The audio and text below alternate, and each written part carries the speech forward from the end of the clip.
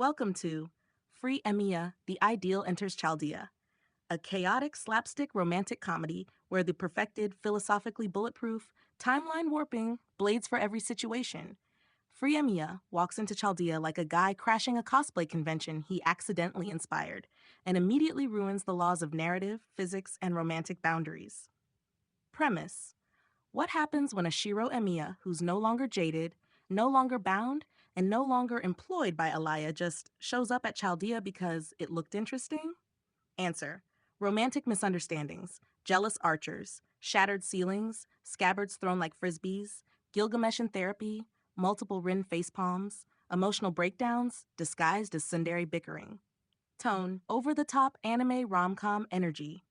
Slapstick timing with dramatic fate monologues interrupted by stupid chaos.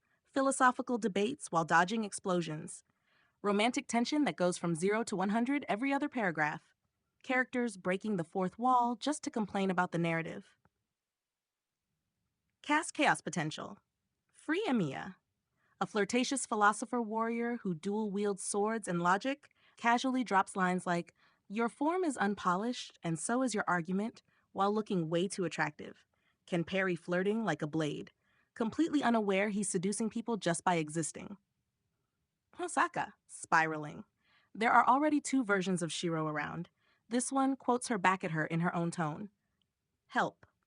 Artoria, experiencing a full-blown identity crisis. He makes tea better than her. He can Excalibur better than her. He compliments her roast chicken like a poetic knight. She might be in love. She's also trying to duel him over it. Mash, confused but supportive, ends up being the straight man of the entire show. Gudako, shipping fuel, tries to make a harem anime out of it. Starts a betting pool. Tries to fight Emiya, fails spectacularly. Gilgamesh, why is the faker somehow hotter now? Descent into madness imminent. Episode 1. Excuse me, is this the hero storage room? Scene 1. Chaldea Command Center. Peaceful morning until now. It was a calm morning in Chaldea. Mash was sipping tea. Da Vinci was tinkering with some mysterious cosmic USB stick.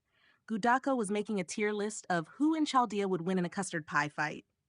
Then reality hiccuped. A soft shimmer, a sparkle, a swirl of red and silver. And suddenly, a man was standing in the middle of the control room, looking confusedly at the vending machine. He wore a long crimson cloak. His body gleamed with impossible sharpness. His hair spiked with aloof grace. His eyes held both ancient melancholy and smug philosophical superiority. But worst of all, he was hot. Mash, when did we order Daddy Idealist Deluxe from the Multiversal catalog? I think reality just leaked. Scene 2, enter, blinked. Looked around.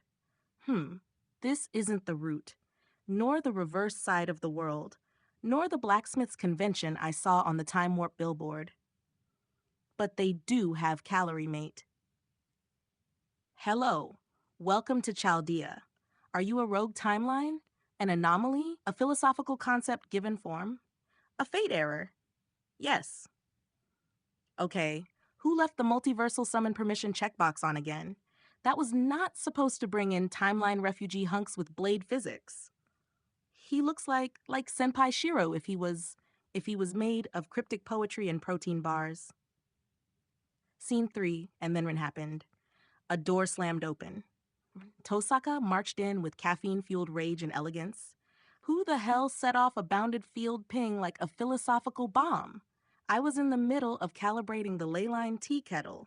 She stopped. She stared. Her pupils dilated. You. Oh, hello. You look stressed. Are you drinking enough water? What? You? How are you here? You're not my archer. You're not any archer. I am what happens when contradiction is refined, ideals are accepted, and protein powder is infused with enlightenment.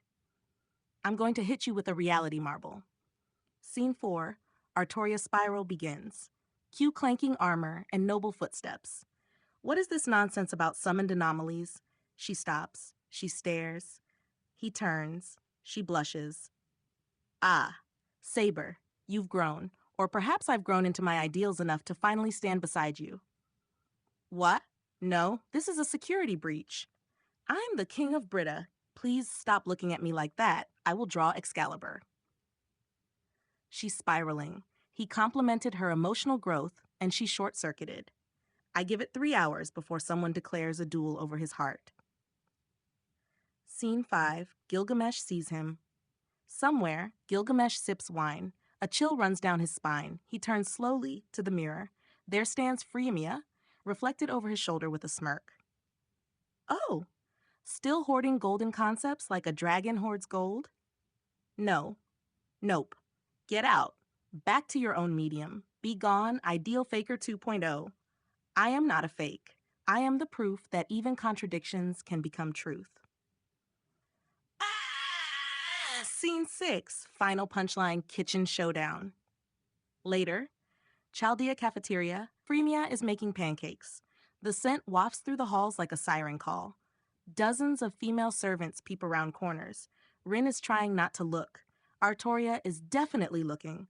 Medb is already halfway through planning a triple wedding. Jean is praying. Skathak is impressed. Would anyone like syrup? Or perhaps a lesson in forging one's fate? Gudako, Rin, and Saber. Who taught you to flirt while making fluffy pancakes? To be continued. Next time, the pancake war of romantic tension. Rin versus Artoria versus Medb versus everyone. Emiya accidentally invents a love cult. Gilgamesh spirals into a fashion crisis. And Da Vinci opens a betting pool titled, Who Gets Confessed to First? And Does He Even Notice?